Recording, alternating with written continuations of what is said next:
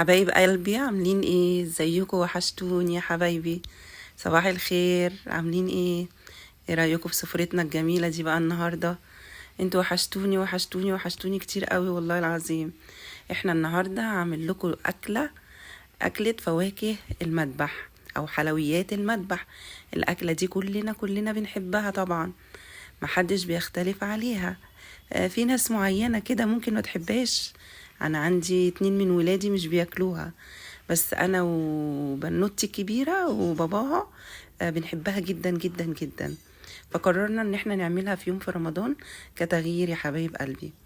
فاحنا دلوقتي هنعمل طحال، وهنعمل فشة وكرشة وممبار ولحمة راس.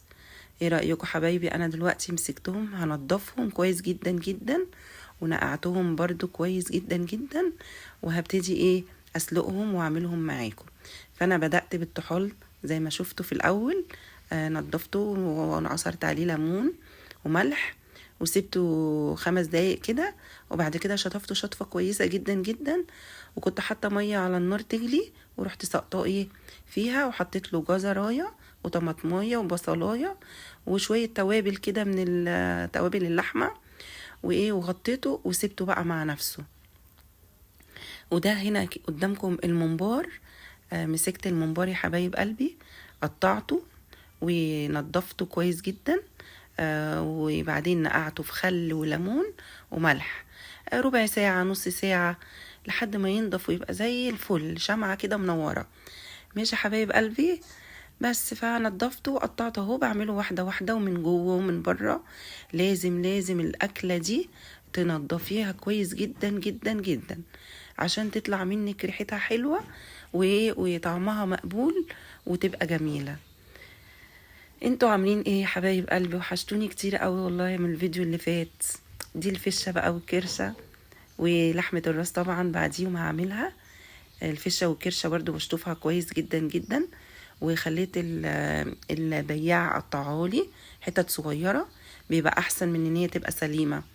فمسكتها حتة حتة كده بعد ما طبعا نقعتها برضو في ليمون وفي خل وفي ملح شوية، حبة كده حلوين، يجي نص ساعة كده ولا ساعة او ربع ساعة زي ما انت على حسب الوقت. المهم تنقعيها شوية بس. وبعد كده هو تديني ايه، حطيتهم مع بعض وشطفتهم بقى شطفة حلوة. هكون برضو غالية المية على النار، وايه وهسقط فيها الفشة والكرشة ولحمة الراس، كلهم هسقطهم مع بعض في حلة واحدة. واحط لهم برضو البوكيه جرنيه، اللي هو عبارة عن ايه، جزر، فلفل اخضر، طماطم، بصلاية كبيرة حلوة كده، وشوية ملح ملح لا معلش سوري انا اسفة حبايبي. ملح خليه في الاخر خالص لما تكون ايه قربت على السوا او تكون دخلت في السوا. نحط فلفل وكمون وتوابل مثلا لحمة، كزبرة، كل التوابل اللي عندك حطيها. تمام يا حبايبي. وبعد كده هو نحطها اول مرة المية تغلي، نروح ساقطين ايه الفشة والكرشة والممبار. اهو دلوقتي انا ورق لورا اهو جيت في قدامكم، حطيت ورق لورا. تمام يا حبايب قلبي. حبايبي وحشتوني جدا والله، وانا مش عارفة يعني عايزة اقول لكم كلام كتير خالص، بس حطولي اللايك حبايبي وكومنت حلو منكم كده، واشتركوا في القناة لو مش مشتركين اشتركوا في القناة. قناتي بتعجبكم حبايبي، يا رب تكون قناتي بتعجبكم، والمحتوى اللي انا بقدمه يا رب ينول اعجابكم، واللي انتوا عايزينه ان شاء الله ان شاء الله انا هقدمه لكم. بصوا بحط جزر وبصل وطماطم وفلفل، كل ده بحطه علشان يدي الحاجات دي يديها ريحة حلوة ونكهة حلوة، ما تبقاش ريحتها الريحة اللي ايه اللي احنا مش بنحبها، اللي هي فواكه المذبح دي. لازم نحط كل التوابل دي ونحط كل الخضار ده علشان يخلي ريحتها كويسة ومقبولة. تمام. انا بقلب الطحال قدامكم اهو يا حبايب قلبي، وهسقط بقى لحمة الراس والفشة والكرشة بعد ما حطيت ليهم الخضار وحطيت التوابل بس، وهوطي عليها. انا بعمل بقى حركة يا حبايب قلبي حلوة جدا، هتشوفوها في الفيديو بعد شوية كده بعد ما الحاجة تستوي. انا بعمل ايه بقى اقولها لك دلوقتي عشان تعمليها لو شفت الفيديو. بصي يا حبيبتي بتعملي ايه، بتجيبي لو عندك فنجان صيني بورسلين صيني صغير كده، بالذات مع اي لحوم تكون كبيرة او انت عارفة ان هي مش هتستوي او بتاخد سوا، بتروحي ساقطة الفنجان دوت في وسط الحلة بتاعت الشوربة اللي انت بتغلي فيها اللحوم او الفواكه المذبح دي. لو اقولك بقى بصي بتنجز معاكي، ما بتاخدش سوا، وبتخلي الحاجة دايبة معاكي دوب. والله العظيم يا حبايب قلبي بتخلي الحاجة دايبة دوب. هو فنجان انا هوريهولك في اللقطة اللي هتيجي بعد كده، فنجان صغنن كده بورسلين، او اللي هو بورسلين عشان اللي هو بيكون حراري بيستحمل الحرارة، وتحطيه بقى في قلب الشوربة دي، هتبصي تلاقي الحاجة تدوب معاكي دوب وما تاخدش وقت. مع اي لحمة انا بعملها، مع البطة، مع فراخ كبيرة، بتحطيه دايما معاهم، وبعد ما بتستوي بتشيليه عادي خالص، ما بيجرالوش اي حاجة. دلوقتي هنا شيرين بنوتي بتعمل الممبار، حشت لكم الممبار. طبعا انتوا عارفين خلطة الممبار، انا هقولها لكم برضو حبايبي عشان اللي مش عارفها او البنوتة جديدة في المطبخ لسه او عروسة جديدة. الممبار عبارة عن ايه؟ عارفة تسبيكة المحشي؟ انت ممكن تعمليه مسبك وممكن تعمليه ني في ني. لو انت عملتيه مسبك بتسبكي البصلة عادي، بتحمري البصلة وتضربي القوطة وتروحي حطاها تسبك شوية، وتروحي حاطة الخضرة، تكوني غاسلة الخضرة كويس وتروحي حطاها، وتحطي بقى التوابل كلها، ملح وفلفل وكزبرة وكمون وشوية زيت حلوين، وتحطي ده كله وتقلبيه، وتكوني غاسلة الرز ومصفيه وتروحي سقطاه. دي كده ايه الوصفة اللي هي بتاعت الخلطة التسبيكة المتسبكة. لو هنعمله ني في ني، هنعمل خلطة الممبار ني في ني، انتي بتغسلي الرز كويس جدا وتصفيه وتحطيه، تكوني مقطعة الخضرة تقطيعة صغيرة خالص، شوية خضرة حلوين، وتقطعي بصلاية كبيرة حلوة كده برضو تخرطيها صغير جدا، وتخرطي طماطم تخرطيها صغير جدا، كله ني في ني كده مع بعض، بيبقى جميل جدا برضو، بيبقى حلو قوي. وتحطي برضو التوابل، ملح وفلفل وكمون بهارات لحمة. تمام يا حبايب قلبي، وتحطيها وتروحي ايه حاشيه بقى الممبار. بس بصي ما تحشيش الممبار خالص، يعني ما تكبسوش، ما تملوش كتير، بيبقى تبططيه يبقى الممباره محشيه كده ومتبططه خالص، بحيث ما يبقاش الرز زياده ويفرقع منك من ناحيه، او ان هو يبقى يعني مليان كده ويبقى شكله مش حلو. لا انت لما تحشيه كده حلو كويس على القد، يبقى الصباع الممبار كده صغنن ويبقى شكله جميل وما يفرقعش منك. تمام يا حبايب قلبي. تكون انت بقى محضره ميه في حله بتغلي، تخلي الميه تغلي كويس جدا، وتحطي بقى ورق لورا، وتحطي فلفل برضو، كمون، طماطمايه، بصلايه، كانك هتسلقي لحمه، وتروحي يا حبيبتي حاطه ايه سقطه الممبار واحده واحده كده اهو، وتروحي سقطاه وتغطيه. بيقعد على النار مثلا نص ساعه، من وقت للتاني تشوفيه. بتطلعي واحده حبيبتي تنغزيها كده بالشوكه او بالسكينه، لقيتيها اتقطعت معاكي، وتشوفي الرزايه من جوه، لو كده هتلاقيها ايه استوت. بس يا حبايب قلبي انا هنا عندي زي قلت لكم ملك وابراهيم ابني مش بيحبوا الاكله دي، فانا هعمل لهم ايه، هعمل لهم كفته. حطيت الكفته وحطيت عليها ملح وفلفل وكمون، بصلايه صغنونه خالص، وحبه خضره صغننين، كل ده في الكبه.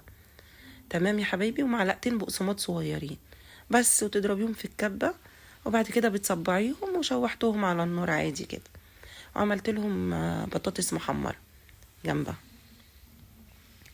هنا بقى هنعمل صلصة هنعمل شوية فتة. طبعا الأكلة دي بتحب الفتة، هي ما فيهاش كوارع، بس احنا قلنا ايه يبقى رز كده جنب الأكلة، فقلنا نعمل فتة. شيرين حطت التومة على السمنة أو الزيت، والتومة اتقدحت كويس احمرت كده، وراحت طشها بالخل. بعد ما طشيتها بالخل راحت حاطة عليها الطماطم، دي بقى الطماطم اللي مفرزاها يا حبايب قلبي. تمام. هنا بعد ما حطيتها تسيبها بقى، تسيبيها تتسبك، تبقى خفيفة كده وحلوة، تبقى طشة كده جميلة بالخل وبالطماطم. تمام. هنا شيرين قطعت العيش عشان تحمصه للفتة. ماشي يا حبايبي. لا إله إلا الله محمد رسول الله، اللهم صل وسلم وبارك على سيدنا محمد عليه الصلاة والسلام. هنا احنا شيرين بتعمل عصير فراولة. تمام. هنا بتحمر العيش في الاير فراير او في القلايه الهوائيه، بتخلي العيش تحفه. بصي على 5 دقايق وتبصي تلاقي العيش ده كريسبي وجميل جدا. تمام يا حبايبي. هنا الكرشه والفشه ولحمه الراس ما شاء الله استووا، فانا هخرجهم من حله السلق بعد ما اتاكدت ان هما استووا خالص. هطلعهم وبعد كده طبعا هحمرهم بقى في حته سمنه كده، لحبه زيت، حته توميه. حبايب قلبي بيبقى بصي زي السمين بتاع بره، تحفه. تمام يا حبايبي. اهي طلعناها. وفي اللقطه دي كده بصوا الفنجان اهو، الفنجان البورسليني الاسود اللي انا قلت لكم عليه ده اهو، بتحطيه في الحله بيتظبط على طول. دي كفته بقى بتصبحها شيرين، او انا مش عارفه هنصبحها حبايب قلبي شيرين بتصبع الكفته وهنعملها برضو هنشوحها في الجريل كده، في الجريلا كده على طول هتتشوح. وعملنا بقى شويه مدورين كده، كفته مدوره كده عشان تبقى تتحط مع الفشه والكرشه والطحال، تبقى زي السمين كده حبايب قلبي. تمام. وهنا بحمر بقى هنا هو الطحال، ودي لحمه الراس والفشه والكرشه. الاكله دي يعني هي خطواتها كتير بس بصراحه بتبقى جميله، انا بعشقها بصراحه، انا بحبها جدا. وعملت شويه رز ابيض عادي خالص، بتحطي شوربه مرقه او بتحطي ميه عادي، بتحطي عليها معلقه سمنه، شويه الملح، شويه فلفل اسود صغننين، تكوني غاسله الرز كده وشطفه شطفه حلوه، وتروحي سقطاه رز مصري عادي ابيض. بس بتعملي يبقى رز ابيض بيتشرب وخلاص بتدفي عليه. هنا بقى حبايبي جبت بقى طاسه كده حلوه اللي هي بتاعت السمين دي، وحطيت عليها ايه الفشه والكرشه ولحمه الراس. طبعا هما متقطعين تقطيع صغير، حطيتهم كلهم على بعض وقعدت شوح. عايزه بقى شويه بقدونس اخضر كده جميل تروح حطاهم، يا سلام. هنا انا بعمل طبق الفته حبايبي جنب الاكل اهو. حطينا العيش وبعدين بنحط الرز الابيض وهنحط بقى على الوش الصلصه، بتبقى جميله جدا جدا. بصوا حبايبي، ايوه الاكل بقى محير قوي يعني، خلاص رمضان يعني الاكل كده الواحد عمل كل حاجه، فمحتارين قوي قوي في الاكل حبايبي. قولوا لي انتوا محتارين زي كده وبتحتاروا زينا كده؟ قولوا لي اكل جديد، قولوا لي حاجه جديده انا ممكن اعملها في التعليقات يا حبايبي. ارجوكوا يعني حبايب قلبي، حبايبي دعموني، انا نفسي القناه تكبر بيكوا حبايب قلبي. حطوا اللايك، حطوا اشتراك، اعملوا اشتراك يا حبايب قلبي في القناه وحطوا اللايك. الله سفرتنا الجميله، بسم الله ما شاء الله. والله يا حبايب قلبي كانت اكله جميله جميله، كانت تحفه. وعملنا بلح وعملنا فراوله. اتمنى ان انتوا تحطوا اللايك وتحطوا الاشتراك، ويا رب تكون سفرتنا النهارده عجبتكم، ويا رب يا رب كده انول اعجابكم حبايب قلبي. والاكله جميله جدا جدا، جربوها والله هتعجبكم.